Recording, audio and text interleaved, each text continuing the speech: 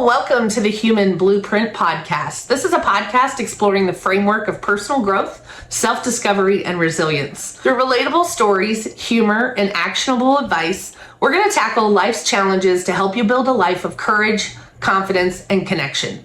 I'm your host, Laura Dahl, and today's topic is reframing your ADHD, harnessing your unique strengths and superpowers. So if you're like me at all, and there are so many of us that were diagnosed with ADD or ADHD. I'm just going to call it ADD for the purpose of this podcast. But we were diagnosed late in life. So I don't think I even knew that I had ADD until I was about 35.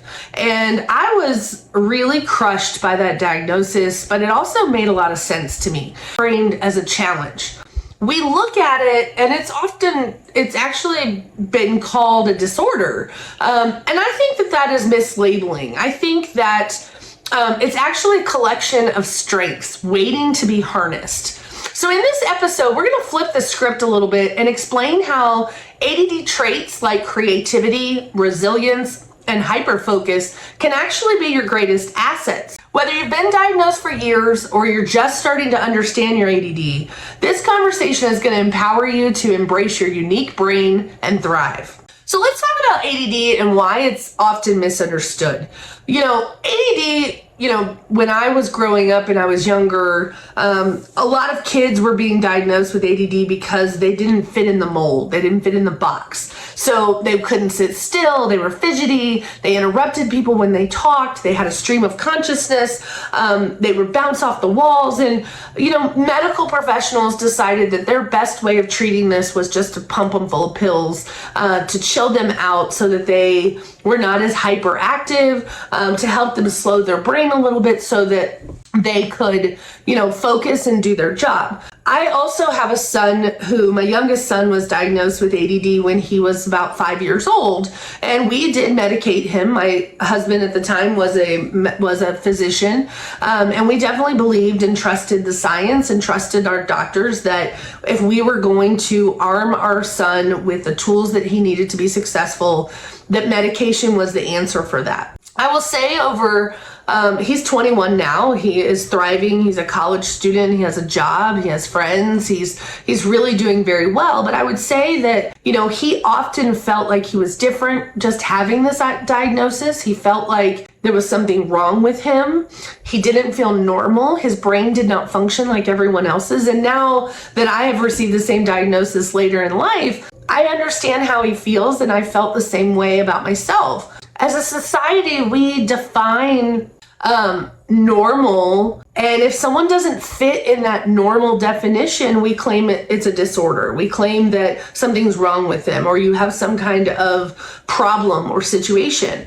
And just because your brain does not function like everyone else's brain does not mean something's wrong with you. What I want you to embrace is the fact that your ADD is actually a strength. It is not a deficit. What I want you to understand is that all of the ideas that pop into my head on a daily basis, an hourly basis, the things that my brain thinks of are actually one of my biggest superpowers. It is what has caused me to be so successful in my business, because I am constantly creating things that I think will help my industry.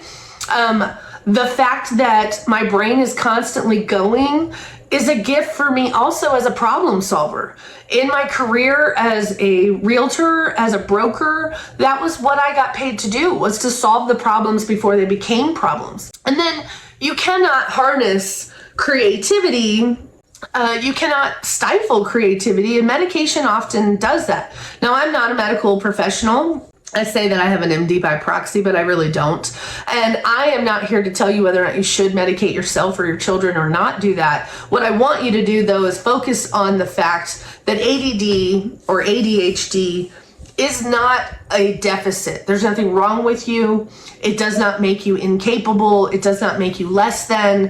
What ADD is actually a superpower. And I want you to think of your brain as being this incredible asset that is constantly going and churning and thinking and solving problems and coming up with the next big great business idea or the next thing that you want to do with your life or whatever. And that is a gift.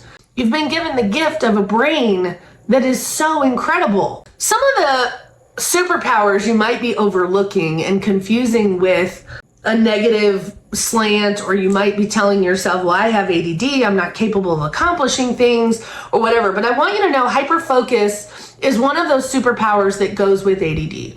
And what it is the ability, when your passion aligns with what you're doing, you can achieve more in hours than others do in days. We have the unique ability to hyper-focus on something that we're interested in. You will notice that people that have ADD tend to drift off during conversations, or if in school they have a difficult time focusing because they're not interested in it, quite frankly.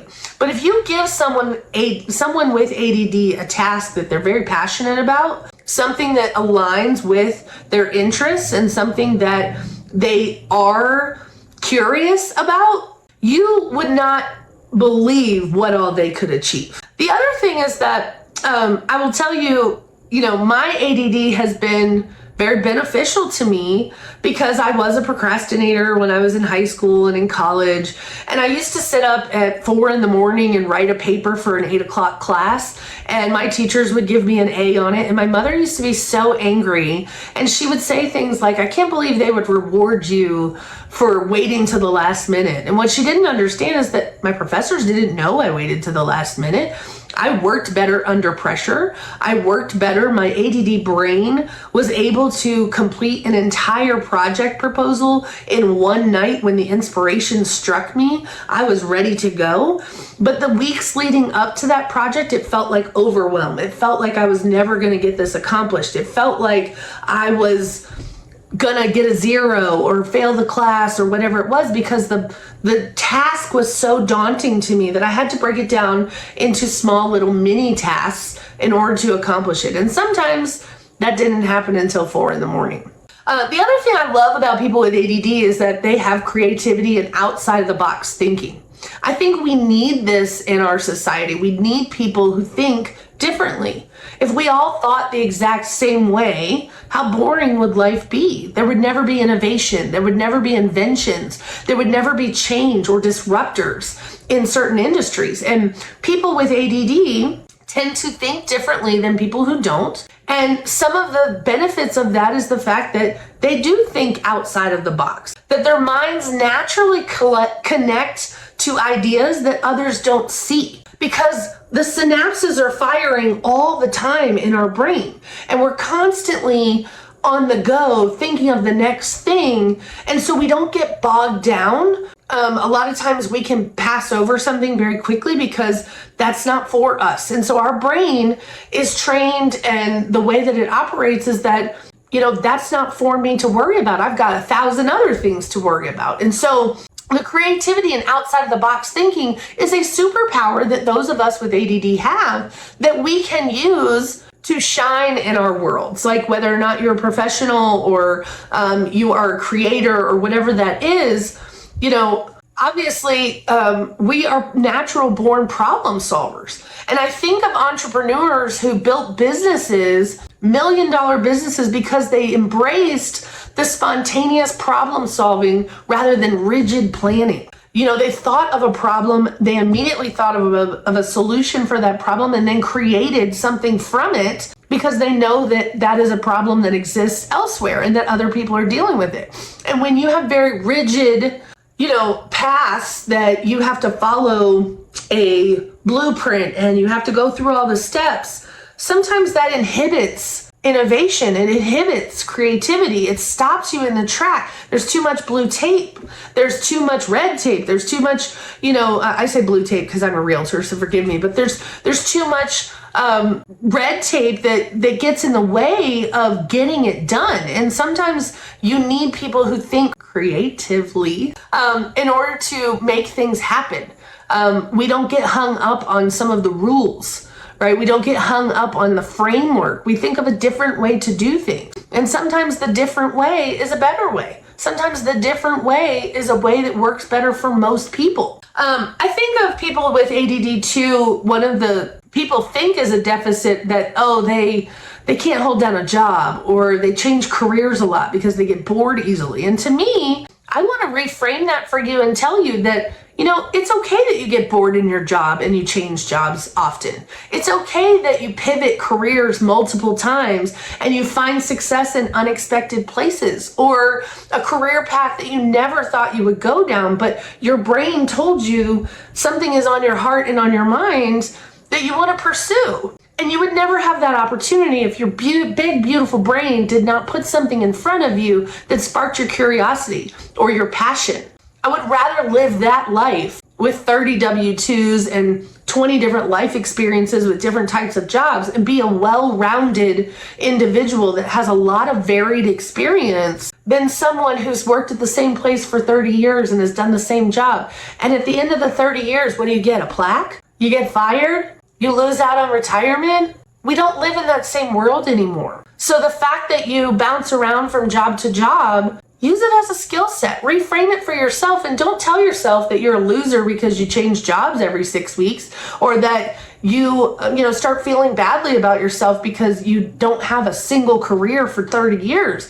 I want you to think about the varied experiences that you've given yourself. The skills set that you've picked up that makes you well-rounded, it makes you employable, it makes you, qualified. I want you to stop telling yourself that the ADD brain is a negative and that you're incapable of doing things because of the way that your brain operates. A lot of times we call things, the words that we use matter. And when we start to use those words, we start to believe those words. And so when you say, I have ADD, I'm easily distracted, I want to reframe that and say, you know what? I'm very curious. A lot of things capture my attention. It's often where my passion lies. It's not distraction, it's curiosity. Or people with ADD might have impulsivity problems. They make decisions very quickly. I want to reframe that and say, I can take bold action when I need to. I am mindful. I make quick decisions that can lead to innovative results. They can lead to creativity. They can lead to creating something from nothing because I had this idea. Some people would call that impulsive because they're not risk takers, or they have to think it all through and beat it to death and iron out all the wrinkles before they ever jump into the pool. People with ADD just jump, and the outcomes of just jumping sometimes are experiences that I would never want to take back. The impulsivity is not impulsivity. It is the ability to make decisions quickly. That's a skill set. That's a superpower. You are taking bold action. A lot of us with ADD struggle with forgetfulness. We forget simple things. But I want to reframe that too and say that we actually create systems. We use simple tools like visual reminders or habit stacking that turn chaos into structure, because our brains view it as chaos without the visual reminders or the clues. And you might think a sticky note on the back of the door that says, "Do you have your keys?" is silly. But those are systems that allow us to function without being held up by minor inconveniences. So I want you to stop telling yourself that you're easily distracted, that you're impulsive, that you're forgetful, and lean into the positives and tell yourself, I'm curious. I am a decision maker. I take action quickly, and I use systems to help me turn chaos into structure. I thrive on systems. A lot of us with ADD need systems because we need some regimen in order to not get hung up on the things that do distract us. I do have some strategies for you that are practical to help you leverage your ADD strengths. I will tell you that you should work in sprints. Use bursts of energy for focus tasks, things that you need to get done, and schedule breaks so that you have time to reset. Use a timer. A timer is something I have recommended to my coaching clients for years and years. Avoids the pitfalls of getting stuck on a task too long where the end result is not what you want it to be, or going down a 3-hour rabbit hole on social media when you only wanted to be on there for 10 minutes. Timers work to help us stay on track. I also think that people with ADD, another practical strategy is what's called body doubling. You don't have to interact with the people sitting in the same room with you, but if you work alongside someone else, even if it's virtually, it helps you stay on track. It helps hold you accountable to getting the things done that you need to do, even if you're not interacting. That is why a lot of us with ADD really thrive in co-working spaces. instead of working independently from home. Because even just the simple act of sitting across the table from someone else or near someone else that is working helps us stay more productive. It helps us stay focused on the tasks at hand. You can also gamify tasks if you need to. So turning mundane responsibilities into challenges or races or some kind of reward system if you're trying to hold yourself accountable to accomplish the things that you need to get done. Your environment 100% matters in harnessing your ADD strengths. You need a decluttered, stimulating space. A lot of times we are very disorganized because our brains are constantly on the go. Our desks are a mess. Our pantries are disorganized. Our linen closets are disorganized. Our clothes might be all over the floor. Some people might just call this messy. Cluttered environment also contributes to the cluttered mind. So declutter your space. Make your spaces more stimulating, more appealing. They will help you support your focus as well. The other thing is to have self-compassion. ADD comes with a lot of ups and downs. We beat ourselves up a lot. It can cause problems in your relationships, whether those are romantic, social, or professional. A lot of people do not understand how the ADD brain works. They don't understand why we can't remember to file our taxes or why we can't remember our keys when we walk out the door or how come we have clothes still in the washing machine from 7 days ago. Or the fact that we could, put together a 3,000 piece Lego set without taking a break, but we can't read 3 paragraphs in a book sometimes. There are a lot of things that people who are not diagnosed with ADD who don't understand how our brain works. And my advice to you is, number one, be compassionate with yourself. Understand that your brain does operate differently than other people. Recognize that you might need some tools to help you navigate life a little easier, whether those are visual cues, if those are reminders, if those are timers, if those are photos, whatever it is, or written agendas or planners. Remind yourself that you're going to have the ups and downs. But what I want you to do is to celebrate your progress. You're not looking for perfection. You're looking for, just like as a mother to my young son when he was diagnosed, I wanted to make sure he had the tools to be successful in his life. What tools do you feel like you need to help you navigate the world to avoid some of the problems that cause problems in your relationships or with you personally? Identify the things that you struggle with and figure out a way to harness your skill sets, your abilities, and then put tools in your toolbox that you need to help you be more compassionate to yourself, to help you be more understanding with those that have ADD. If you are a loved one of someone with ADD, let's say you're the spouse and you don't have ADD, I'm going to highly recommend that you try to understand more about ADD and some of the information that our brains are processing at a millisecond all day long. And when you can understand how our brain actually functions, you can treat us with a little bit of compassion and kindness, and you also can help be a good support system for us. One of the things I want you to take away from this is ADD is not a flaw. It's a different operating system. I want you to lean into your strengths rather than fighting your natural tendencies.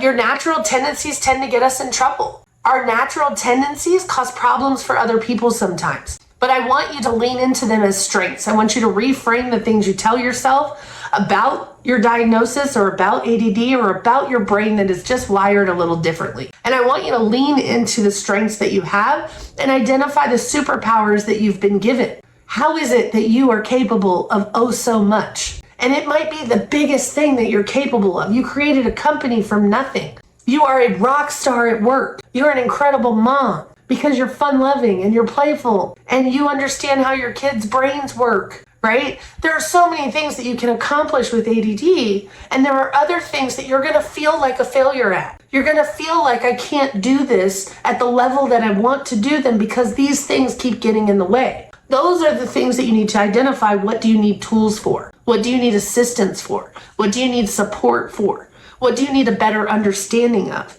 You need to identify the triggers that get you feeling like you are less than. Because what I'm here to tell you is that your brain is perfectly wired the way that it's supposed to be wired. There is nothing wrong with you. You are not abnormal and you are not incapable of anything. So one of the resources that I have for you in our workbook for this episode is really understanding and identifying your ADD superpowers and helping you reframe some of the perspective We are going to talk about the tasks and activities where you feel most in the zone and what patterns you notice when you thrive. You're also going to talk about some of the things that cause problems for you in your life that you normally see as a negative, and we're going to reframe those as a strength. We're going to identify your ideal work and life rhythm. You're going to discover when, where, and how you work your best so that you can lean into those superpowers instead of beating yourself up over what you think you're not capable of doing. I definitely want to teach you how to track your energy levels throughout the day. When do you feel the most focused, the most creative, the most restless? That is going to help you adjust your schedule to align with your natural energy peaks and dips, the ups and downs that come with ADD. We definitely want to reframe the common ADD challenges and help arm you with some tools that you can put in your toolbox to help you navigate those and turn those into strengths. The other thing I want to recommend to you as a resource is a book called ADD is Awesome. And I don't know if you guys know this guy or not, but Penn and Kim Holderness, they actually won The Amazing Race. They are a viral sensation on the internet. They make funny, quirky family videos or whatever. But I love this book for a number of reasons, because it's not clinical. And number one, those of us with ADD, unless we're interested in medicine, clinical does not work for us. But the other part is that it actually breaks down ADD and takes away the shame that we carry because we feel like something is wrong with us. It helps you embrace the fact that you have superpowers. There are a lot of anecdotes in here about Penn actually is the one with ADD. He's the husband in this relationship. But you also get it from Kim's perspective as well. So if you are a spouse or a loved one of someone that has ADD, this book is super helpful as well, because it's going to help you figure out how to navigate the world with your partner, and the kind of responses that you can expect, and maybe some ways that you can help them with cues or visual cues or systems, or even helping, stimulating the space or decluttering the environment. But the biggest thing that I need you to take away from this is ADD is awesome, and you are capable of so much more than you give yourself credit for. There is nothing wrong with you. Tell me, what's your superpower?